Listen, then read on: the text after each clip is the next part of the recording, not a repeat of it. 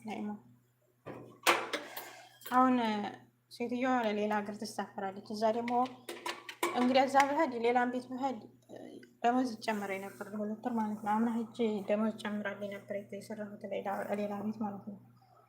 ግን ይጣመኝ ነበር። ያን ገንዘብ ሳይ ደግሞ እናት የሆነ ነገር ብኮንብኝስ ከዛ ስጭኝ ፍቃድ ስላ ሴትዮዋ አሸላኛለች እና አሁን ትምህርት ሲዘጋ እሄዳለሁ ማለት ነው።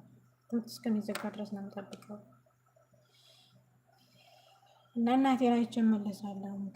ካገኘሁም ሀገር ወደ ሌላ ሀገር እሄዳለሁ፣ ካላገኘሁም ደግሞ እዚሁ ቤት እመጣለሁ የሚለውን ሀሳብ ይዤ ነው ልገባ የተነሳሁት እና ቤተሰቦቻችንን ክፉ አያሰማን።